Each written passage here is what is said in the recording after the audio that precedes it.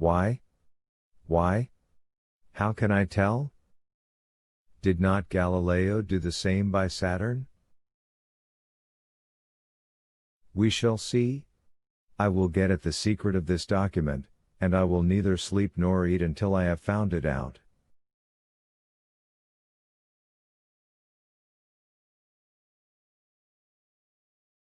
My comment on this was a half-suppressed "oh."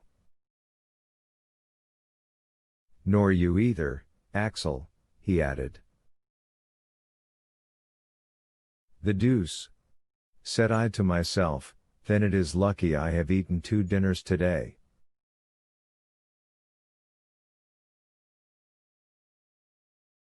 First of all we must find out the key to this cipher, that cannot be difficult.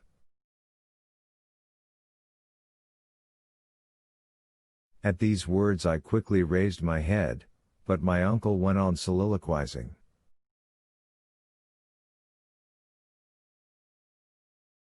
There's nothing easier.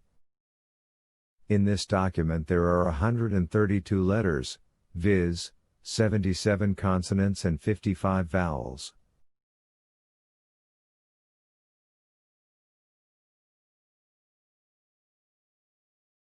This is the proportion found in southern languages, whilst northern tongues are much richer in consonants, therefore this is in a southern language.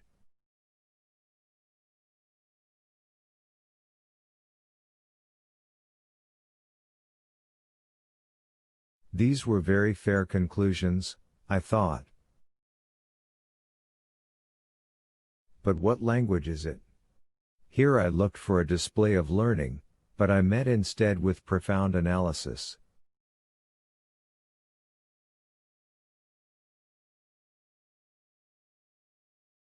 This Saknussemm, he went on, was a very well-informed man. Now since he was not writing in his own mother tongue, he would naturally select that which was currently adopted by the choice spirits of the 16th century, I mean Latin.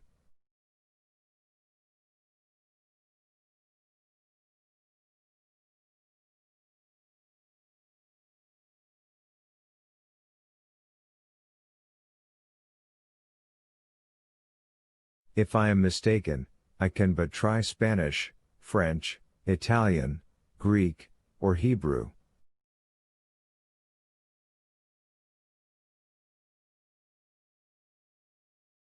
But the savants of the 16th century generally wrote in Latin.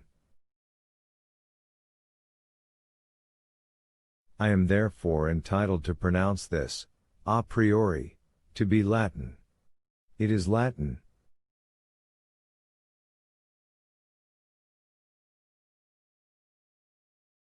I jumped up in my chair.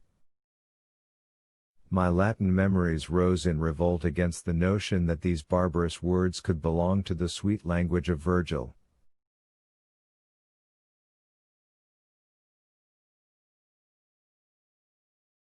Yes, it is Latin, my uncle went on, but it is Latin confused and in disorder, perturbata seu inordinata, as Euclid has it.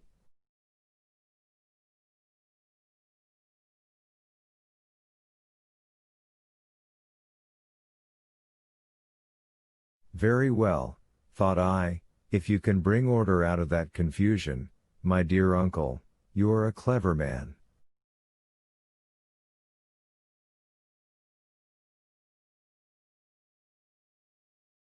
Let us examine carefully, said he again, taking up the leaf upon which I had written.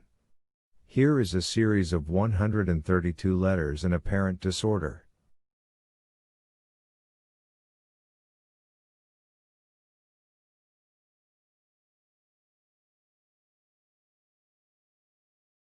There are words consisting of consonants only, as nrrlls, others, on the other hand, in which vowels predominate, as for instance the fifth, uneif, or the last but one, asibo.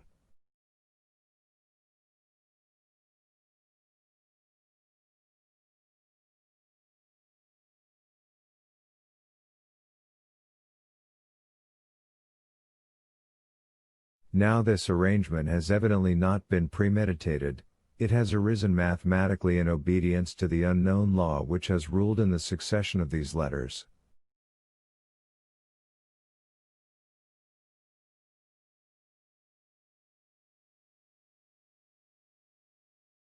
It appears to me a certainty that the original sentence was written in a proper manner, and afterwards distorted by a law which we have yet to discover.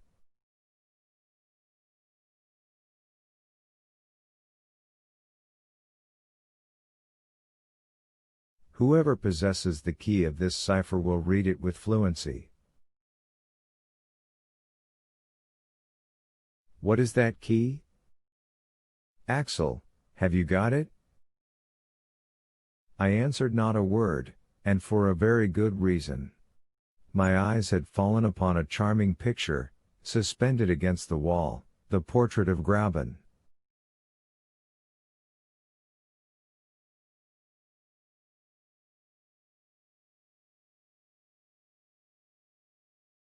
My uncle's ward was at that time at Altona, staying with a relation, and in her absence I was very downhearted, for I may confess it to you now, the pretty Verlandes and the professor's nephew loved each other with a patience and a calmness entirely German.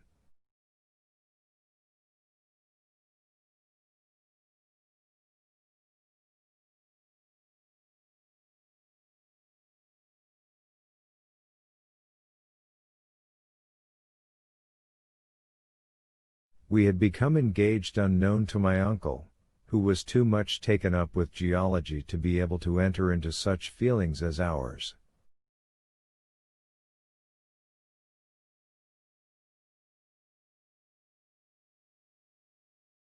Graben was a lovely blue-eyed blonde, rather given to gravity and seriousness, but that did not prevent her from loving me very sincerely. As for me, I adored her, if there is such a word in the German language.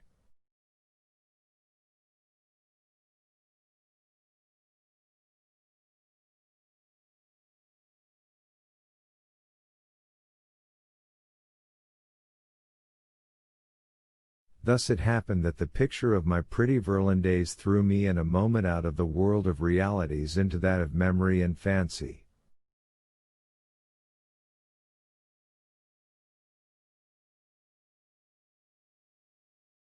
There looked down upon me the faithful companion of my labors and my recreations.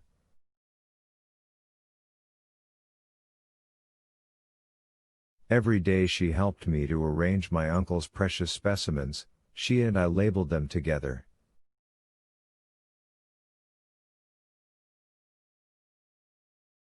Mademoiselle Graben was an accomplished mineralogist, she could have taught a few things to a savant.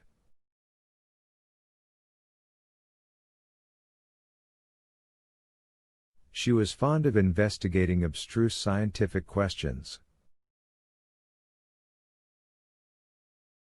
What pleasant hours we have spent in study, and how often I envied the very stones which she handled with her charming fingers.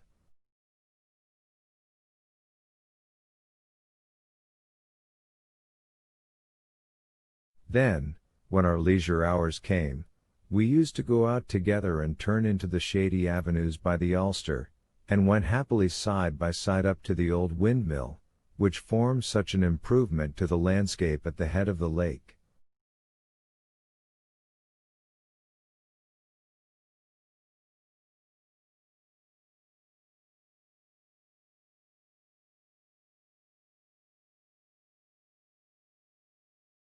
On the road we chatted hand in hand, I told her amusing tales at which she laughed heartily. Then we reached the banks of the Elbe, and after having bid good-bye to the Swan, sailing gracefully amidst the white water lilies, we returned to the quay by the steamer.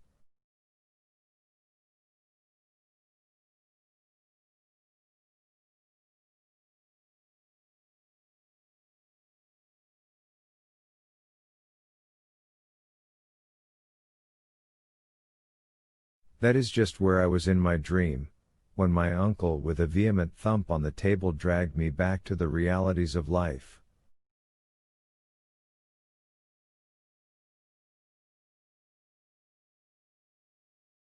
Come, said he, The very first idea which would come into anyone's head to confuse the letters of a sentence would be to write the words vertically instead of horizontally.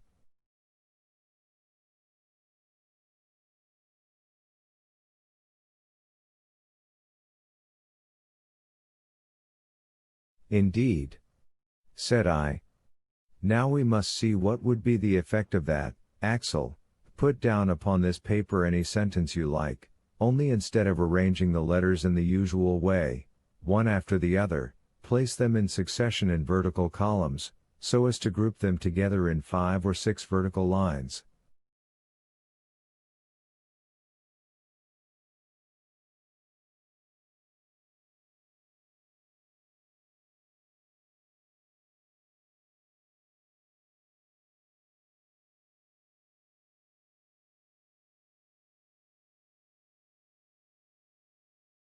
I caught his meaning, and immediately produced the following literary wonder. IYLOAULOLWRBOU, NGEVWMDRNEEYEA.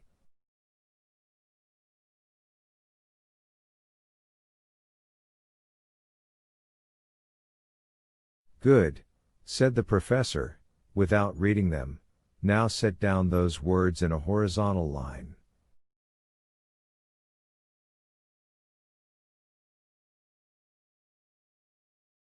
I obeyed, and with this result. ERALOLRBU, NGVWMDRNIA.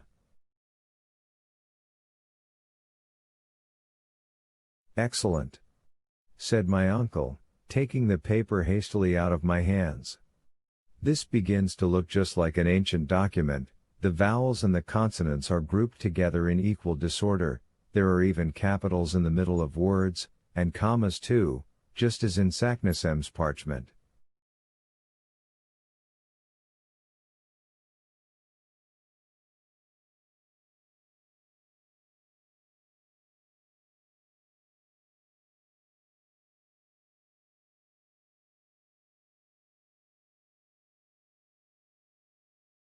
I considered these remarks very clever. Now, said my uncle, looking straight at me, to read the sentence which you have just written, and with which I am wholly unacquainted, I shall only have to take the first letter of each word, then the second, the third, and so forth.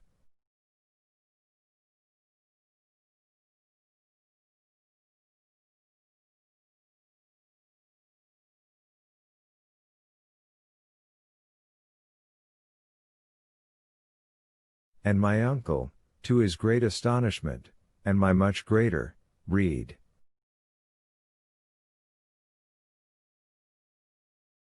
I love you well, my own dear Grauben. Hello! Cried the professor. Yes, indeed, without knowing what I was about, like an awkward and unlucky lover, I had compromised myself by writing this unfortunate sentence.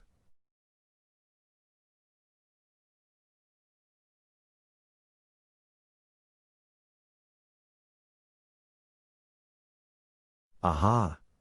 You are in love with Grauben? He said, with the right look for a guardian.